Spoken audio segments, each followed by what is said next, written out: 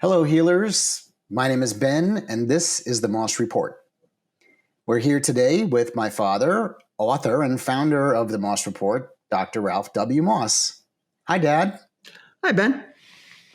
So I wanted to talk to you today about this substance that I've read some of your writings about, known as turmeric or curcumin. And there's a few aspects to this that I'd like to know more about. But I think the first question that comes to mind is, why does this have two names? Is it two different plants or two different substances? Turmeric and curcumin? What's the story with that? So curcumin is an ingredient, a component of the plant turmeric. It's a chemical, a naturally occurring chemical, which is about 4 or 5% by weight of turmeric. So if you buy turmeric in the store in a grocery store, you'll see it under tea in the the list of spices common. If you were to take that in the lab and extract the different chemicals that are in it, about 5% of the weight of the turmeric would be curcumin. I see. So that is the substance that ostensibly you're saying has the benefit, the health benefit. Is that right? Well, there are a number of different chemicals of the related chemical family. They call those curcuminoids. They're like curcumin. Oid just refers to something being like something else, and so probably if you bought curcumin in the health food store or over the internet, it would say total curcuminoids. It wouldn't probably be pure curcumin because many times, there is the main substance, the main chemical, and then there are other similar ones. The other similar ones are additive to the main one, and maybe they're helpers too. Okay, great. Thanks for that. That's really enlightening to know about turmeric and curcumin. I kind of always thought they were the same thing, but Right. now I understand that curcumin is an extract from turmeric root. Yeah, it's a single ingredient. So I guess that leads me to want to ask you this, which is that if the curcumin only makes up 5% or so of the turmeric, if I'm using it medicinally or for health purposes, would I even want to bother having the natural plant? Does it make a difference, or should I really just focus on getting the extract into my body because that's the piece, that's the substance that is going to make a difference? Well, I think that's a good question. It's a hard one to answer. The vast majority of people in the world who consume curcumin consume it as part of the plant, as part of the spice rack of their houses, and the result of those types of diets that include curcumin are pretty fantastic.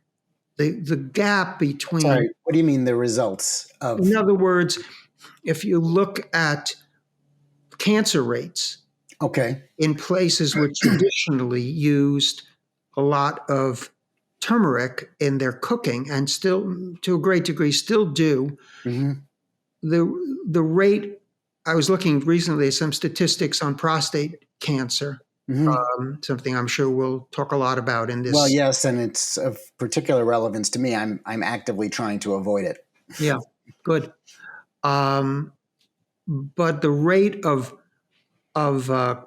serious prostate cancer in a country with a very high consumption of turmeric, which would be like Sri Lanka, formerly known as Ceylon, versus some parts of the United States like Washington, D.C., especially with large African American populations, can be 100 to 200 times difference. That's right. 200%? Times, not even 200%. I could quote you the So this statistics. was an actual study that was done. In 2002, well, let's talk about colon cancer. Yeah. Colon cancer was virtually unknown in Sri Lanka, which is chosen as a country, fairly traditional country. You know, it hasn't been quite as much converted to the American or fast food diet. Can Uh, I, yeah, but I'm sorry to interrupt. yeah. I want, if you're saying that though, where does that information come from? You're saying that they had this low rate of Oh, colon I can cancer. provide. I'll provide you with that. Okay, so that's part of the information that we're going to put So links to. the breast cancer death rate in Sri Lanka was 1.6 per 100,000. In the US, it was 32.7 per 100,000. That's a 20-fold greater risk of, of breast cancer in the US than in Sri Lanka. The prostate cancer risk Really? was 0.2 per 100,000 men. Of course, it's men. But in the US, it was 23.5. That's 100-fold greater, 100-fold, not 100%, which would only be a doubling. It's 100-fold greater risk, 100 times more likely to get prostate cancer in the US than in Sri Lanka back in 2002. The prostate cancer death rate was even higher among African Americans. In Washington, D.C., with its large African American population, the prostate cancer death rate was 40.1 per 100,000. Remember, I said that it was 0.2 per 100,000 in Sri Lanka.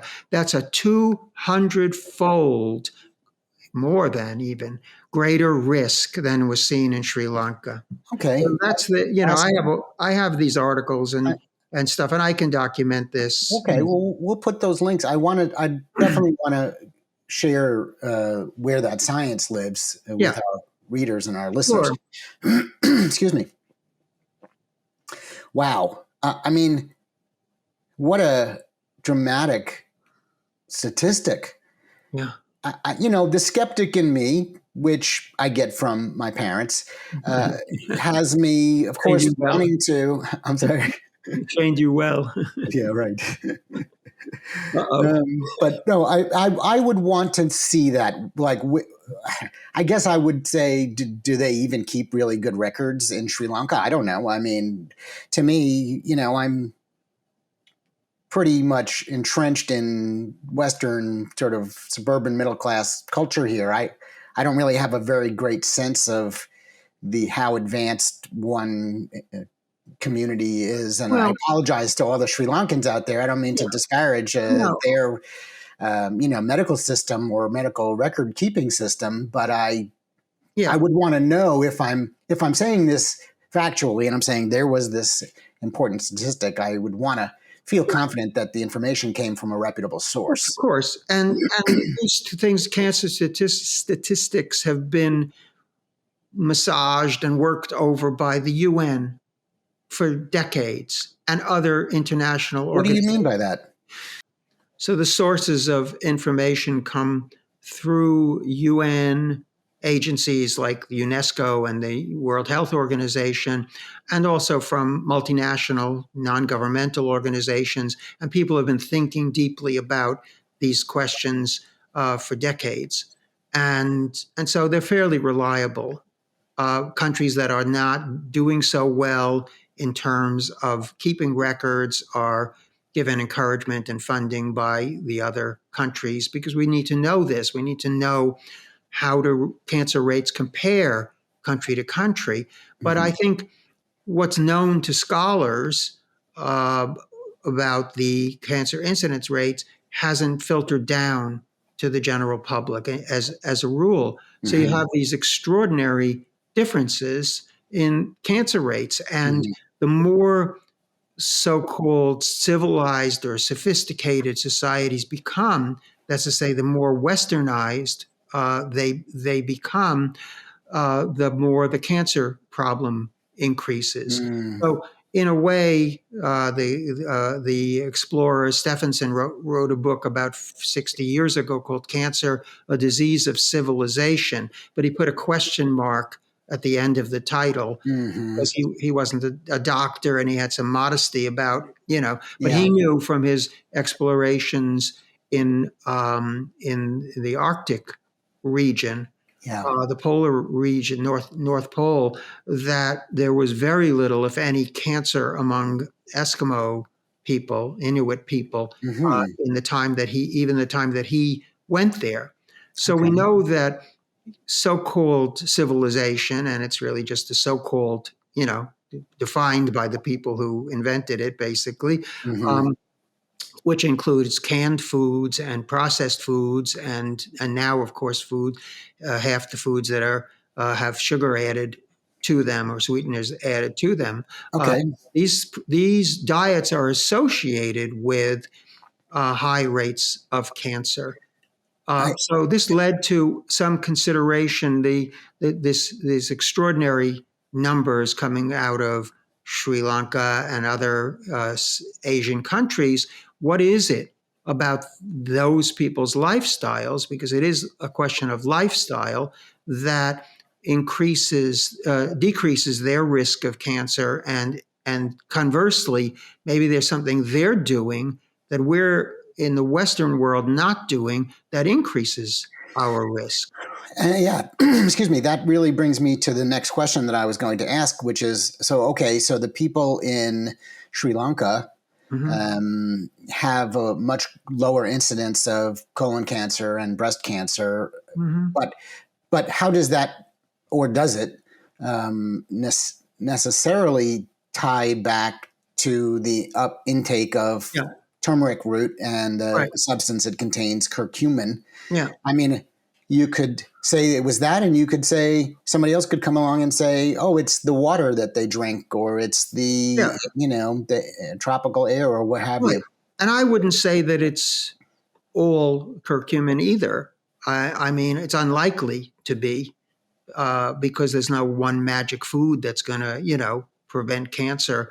Uh, Right, but there's something about the lifestyle of people in certain countries right. that's very conducive to not developing cancer and to having good longevity and not getting other diseases.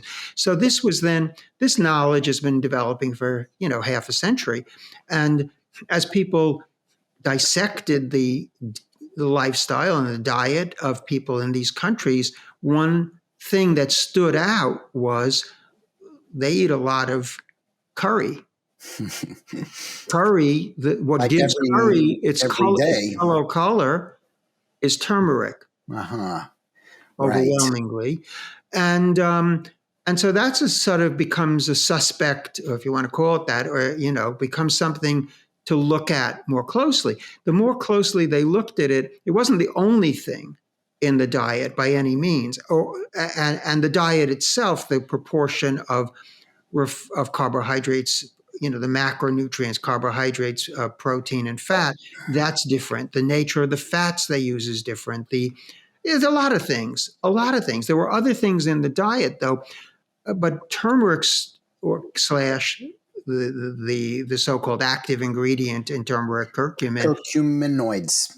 and the very good curcuminoids, they jumped out because they killed cancer cells in the laboratory. Okay. Yeah. Other things did too. So I'm not suggesting that, again, our science shows. Right. And in this case, yes, curcumin was an outstanding thing in the laboratory. Then when it started to get into human studies, we're talking now about the 70s and the 80s, there was a lot of problems because it turns out that pure curcumin is very poorly absorbed by the Mhm. human body. So if Hmm. you try to take pure curcumin in its natural form, uh, it works in the lab beautifully, but it doesn't work all that well in human beings. Hmm. So why would we still say that it has benefit? And there are some studies I very much want to talk about in this regard. Mm-hmm. And the answer is that it needs to be modified. It needs to be modified by other food substances in order for it to be better absorbed. You're talking about the actual molecules themselves. Correct. They won't be absorbed through the blood and get to the areas that you need it to get to very well. Mm-hmm. It's a very, very notoriously poor absorption. It's almost like a Mm-hmm. textbook case of poor absorption. Mm-hmm. But the first workaround for that, oddly enough, was black pepper. It turned Mm-hmm. out that and I imagine that many dishes did have a combination of turmeric and black pepper in their diet. Mm-hmm. And there are elements within black pepper called piperine and piperidine Mm-hmm. that if you add that to the curcumin, you get about a 20-fold greater absorption. Mm. So that was published. That was a published study, came out of India, as you'd imagine, because Okay. Sri Lanka is an island off the coast of India. Right. So and India is very well known for the esteem with which they hold their medical profession, and I'm sure that translates nicely into their research sciences. Absolutely. They have a very, very long-standing, brilliant tradition in medicine, as does the Western world. So if you add black pepper in, or not just a twist of your pepper mill, but an actual refinement of piperidine, then you're starting to overcome so it acts like an enzyme. It kind of helps to break it apart into its constituents. I'm not sure how it works, to be honest. The study, I don't remember that the study goes into the mechanism. I see. But since that time, other things have been discovered that also enhance the absorption. Mm-hmm. And the best one actually is fenugreek. Okay. Which is it's an Indian vegetable called meti, MEATI. I visited an Indian. Can you say that again? Meti? Meti, MEHTI. Okay. I think I'm pronouncing it right. Okay. So I go to an Indian grocery in a town that's about 30 miles from my home. Whenever I go in that direction, I always make a point to stop at that very nice Indian grocery. And they have it. Meti is a substance. So they have fenugreek seeds. Okay. They have meti fresh leaves. It's like spinach. It's like a spinach leaf, and they also have frozen meti. Are these also ingredients that would normally be used inside of a curry? Could be. I'm not. I guess it's going to be up to me. I think to now. Right. I appreciate your sort of tuning me into these things. I think the practical aspect of actually getting them into your diet is going to be something that we're going to be exploring in other videos and what have you. Right. And I also have an Indian grocery that I'm going to be visiting to take a deeper dive into some of these ingredients. Yeah. While I've got you here talking about them, though, I wanted to stay with this turmeric. Topic, and I know we could talk about all these other substances and we'll have other videos on them, but I think for my thinking about this, when I think about the value of foodstuffs, it's always in my mind been sort of the priority has always been to get the natural, most fresh and natural state of ingredients. But I don't know that is the best thing to advise to people who are battling cancer diagnoses. So there's kind of two things. One is, there's a study or many studies that were done that show that people with a diet that is high in turmeric have a lower incidence of cancer. How does that help someone who's actually in a battle with a diagnosis? Yeah. Can it be used sort of medicinally after the fact? Will it not make a difference? I mean, I guess my point is that I don't want to tell our audience to go out and load up on fresh turmeric root and start putting it in everything if it's not really demonstrating value, because it takes a lot of effort to introduce new foods into your diet, and Yeah. structure and change things the way you eat and so forth. So I mean, I would like to be able to talk to our viewers and say, hey, here's the thing you ought to do is go, get this substance and start including it. But I want to have some basis for recommending that. I personally love a curry. I love cooking curry. I'm unfamiliar with turmeric root in its natural state. I'm looking forward to sort of exploring Yeah. how to get turmeric root into my diet. As I understand, it has healthful Yeah. and preventative properties. But Right. what if I'm trying to use it in a way that's more in line with how we normally take medicines, e.g., a pill or in some other refined way? Yeah. Does it have Now value? you're into right. So you have different camps in the scientific community. Some of them do epidemiological research, population-based research. That's how you look at different populations, that we've just been discussing. Then you have laboratory workers who look in a test tube or in an animal, what happens if we refine this chemical and we give it to these animals. As I said, the laboratory work was fantastic with curcumin, not so great once, and then it moved into the clinical, meaning into the human treatment situation. I would guess, I can't, and I don't have definitive proof of this, but just the broad picture is that when you transition from the preventative to the treatment, two very different. They may be on a on a conveyor belt, but basically, the person doesn't have any diagnosed cancer. They probably don't have an established cancer. They may be in the 40% of the population that's going to get cancer, but they're not there yet. Then it's appropriate to rely on the food, because you're only going to get a little bit of these, but you're going to get all the curcuminoids probably if it was grown properly. So you get a little bit every day, and you'll be doing other things and getting the benefit of those other things. And that creates, in toto, it creates a healthy lifestyle, which is a good protector against cancer. When I say good, this has been summarized 41% of the cancer risk is due to diet and lifestyle. Smoking, tobacco, the main one, of course, Mm. but besides that, so you can reduce, the average person can reduce their risk of cancer by 41%. And these are orthodox figures. In other words, this is nothing coming out of alternative medicine. This is Mhm. entirely within the scope of conventional thinking, conventional medicine, textbook medicine. Mm. So part of that could be adding something like curries and like turmeric as a vegetable or as a root or as a spice. And you can buy it.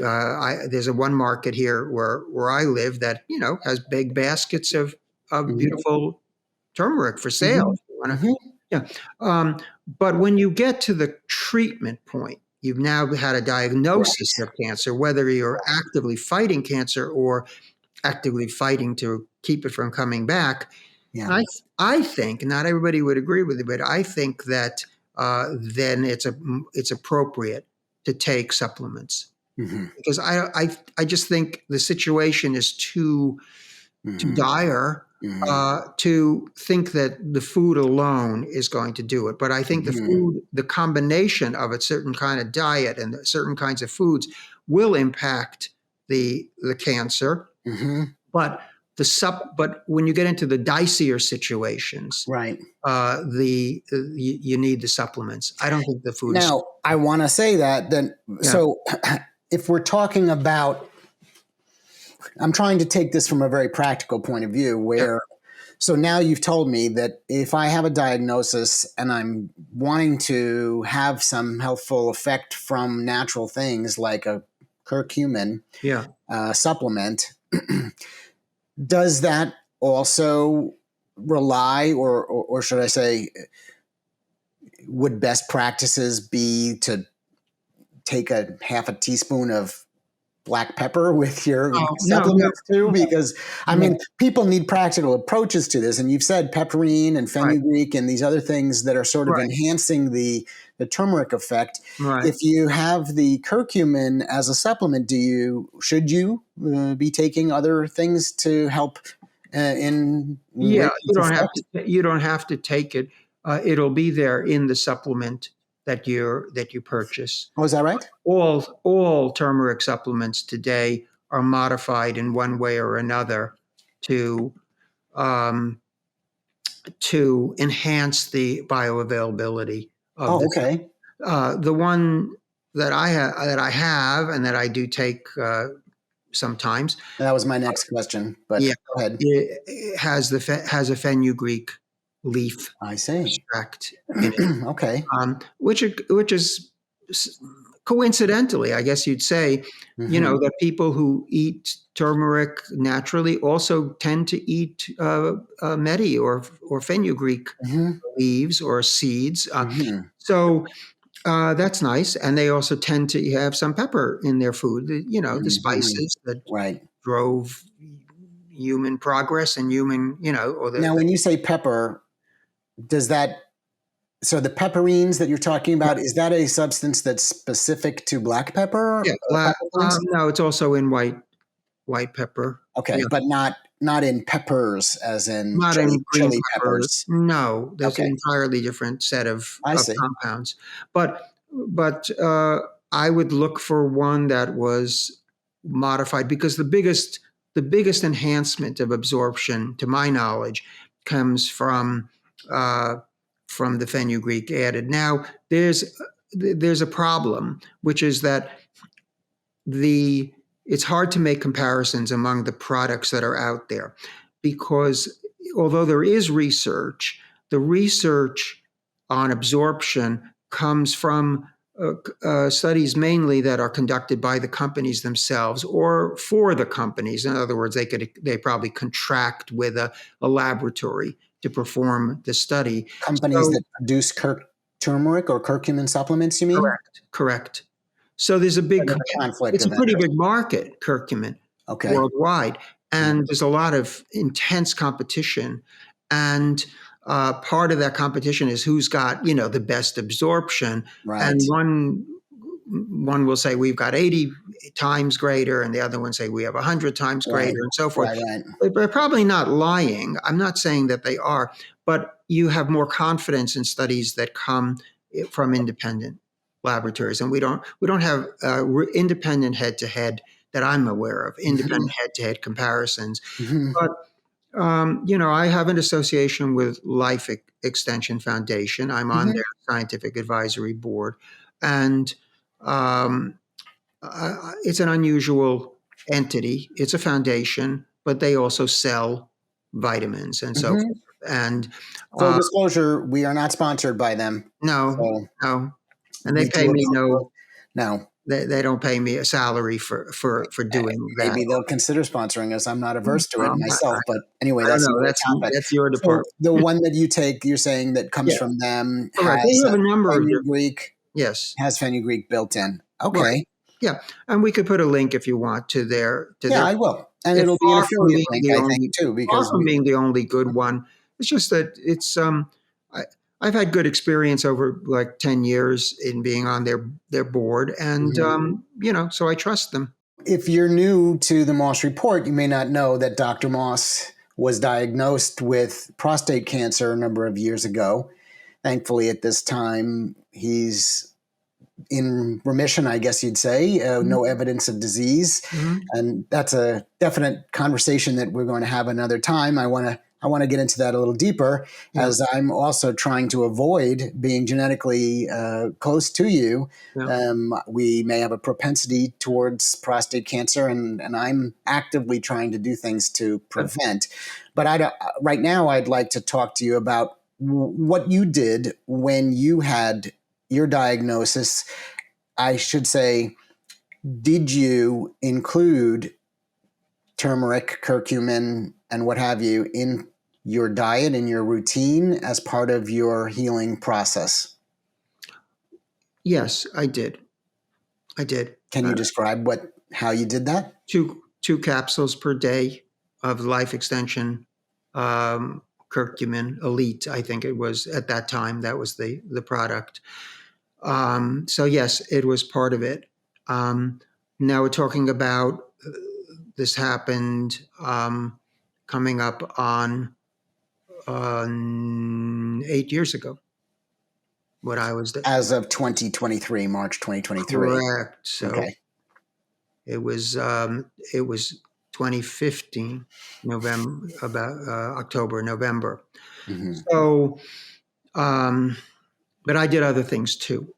Okay, well, we'll talk about other things, Yeah, but for the yeah, sake of it our was audience part of who are tuning in to learn a little bit more on this yeah, topic, so that was it. So you didn't actually um, start cooking with it. It was not more of particular, just right? an attempt to bring natural substances into your supplement routine that you felt had value. Yeah, Not a costly substance, I imagine. no, Okay. no, And anything anybody who's going to get started taking it might need to know about.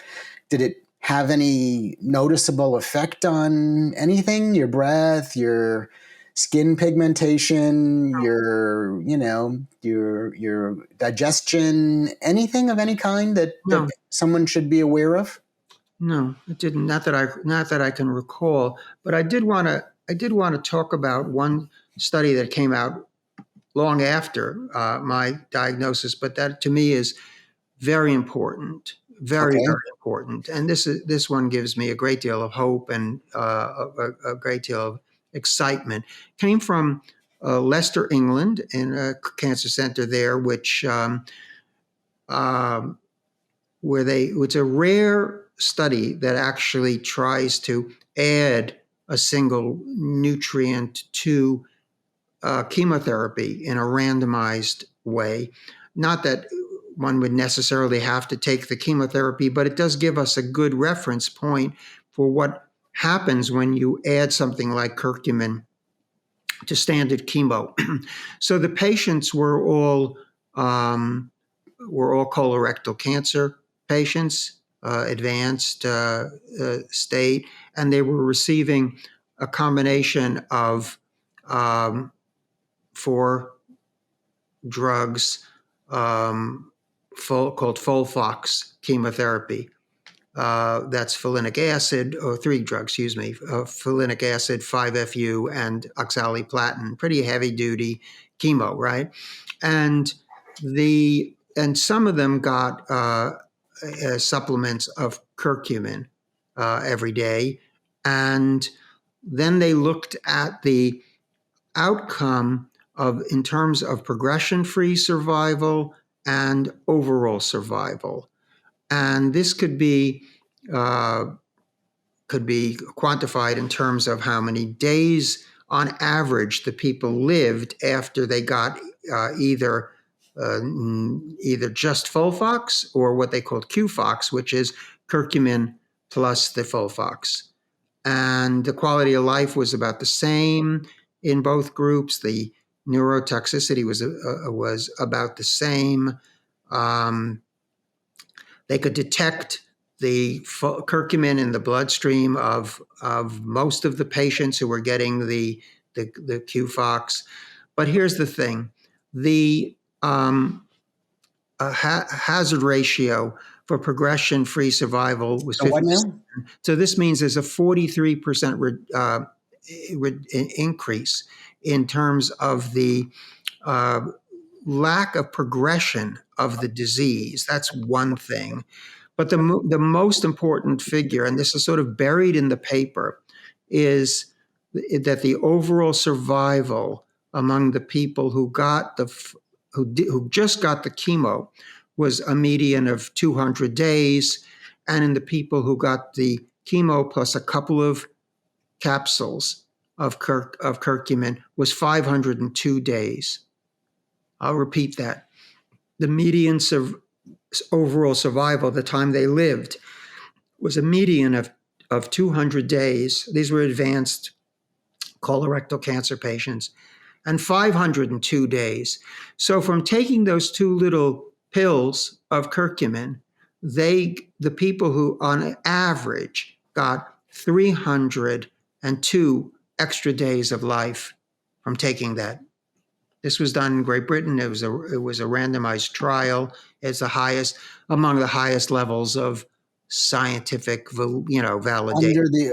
Under the banner of their national health program. Yeah, it was done as a clinical trial within the NHS. Yeah, at Leicester. Okay, so we'll have a link to that study if anybody wants to take a look at their data, the raw data. Wow,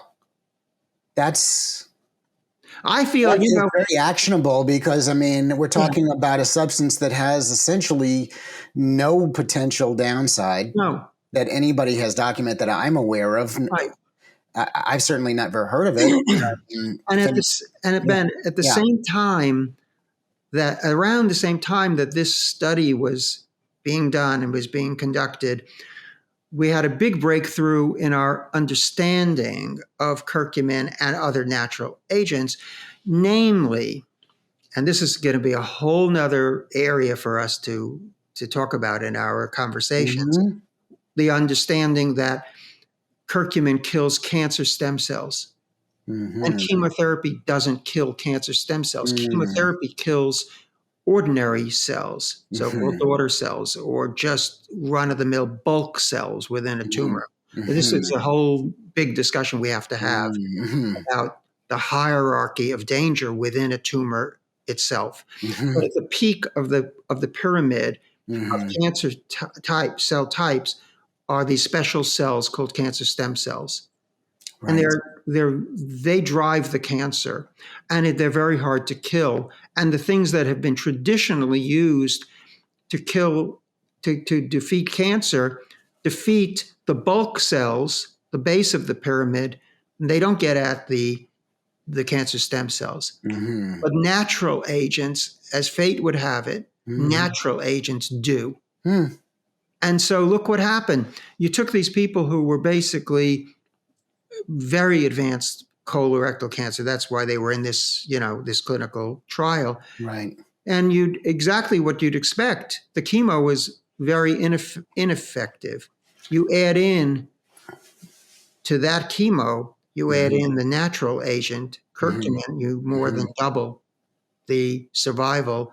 Right. And so we start to think, well, what would happen if they just got the curcumin? We don't know, because you can't do that experiment. That's considered unethical to do. Well, I have a lot of questions about cancer stem cells, but as you mentioned, it's a topic for another conversation, and several other conversations, I think, as well. But cancer stem cells and the effect that curcumin has on them, is that something that relates to prevention, or is it really something that relates to someone with a diagnosis?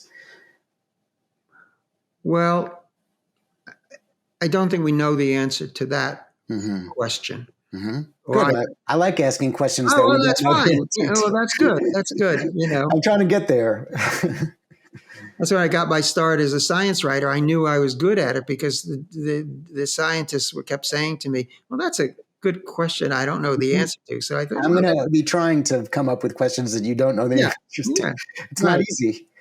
Because I've thought deeply about many of these topics, and so I've asked the same question myself.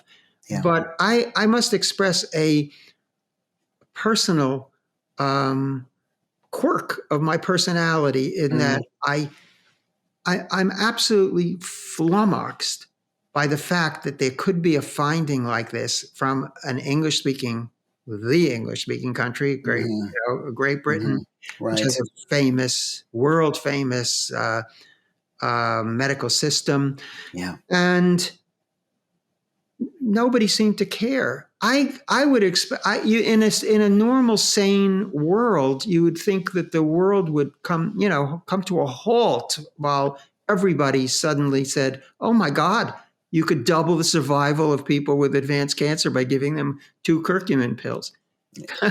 But nothing You're happened. Nothing happened. It didn't even make it into the new edition of the DeVita textbook. I'm smiling. It's not funny, but Yeah, I'm smiling because of how many memories I have yeah, of this state of disbelief yeah. that we have experienced Right. together as a family, you individually as a science writer, but Yeah, for us growing up around your analysis of studies, starting as far back as the original study of lateral, which is another topic we can discuss at length. sure. But I think that you felt similarly in that here was a natural substance that in the laboratory and in a study that was done by an esteemed researcher that had lots of things that said, hey, look, there's value here. And you would think that because there was value in that substance, that it would naturally trigger a whole daisy chain of further studies into it. And then when it doesn't happen, it's just a real head scratcher. So I hear what you're saying. I relate back to a lot of other sort Yeah, of experiences like this, and we don't really need to start having the conversation as to the whys not yet. that Right. exists. It's Yeah, enough that we are aware of it and that we're sharing it with our readers, and hopefully, the value of these studies will spread, yeah, and the value and benefits of these natural substances that can help heal yeah, will be understood a little bit better, and hopefully yeah. lead to further studies as we would like to see, both of curcumin, other things, as well Right. as going back and taking a good look at things like amygdalin. Um, Yeah, so I think I'd like to, just wrap this up for now. I think yeah, we've talked for a good bit about this. It's a lot to digest, not to make a pun. yeah, Um, but I think I would like to summarize this for our audience for preventative purposes. In other words, for health purposes, yeah. for cancer prevention, including a regular steady supply of turmeric root in a natural form if you can get it rather than a powdered, I would Mhm, expect would be good. mhm, And also to enhance that with pepperine in the form of black and white pepper, mhm. and also using fenugreek. Those dietary measures will have or should have a good preventative effect in the body. Yeah, For those people who are dealing with a diagnosis, you would look to be including a more concentrated form of this substance in the form of a capsulated curcumin product, yeah. preferably with this other agent, fenugreek or some other, what was the word? Enhancement of Yeah, an adjuvant. Yeah. an adjuvant. Hmm. Yeah. So that's the upshot of this episode of the Moss Report. Any last thoughts? No, I'm looking forward to exploring these issues. I'm a lay person, and I'm Yeah, I'm trying to ask the questions that lay people would of want course. to have answered by you, Yeah, who have a much greater scientific knowledge than practically anybody on the subject. So, thanks for answering my questions. yeah, It's nice to see you. yeah.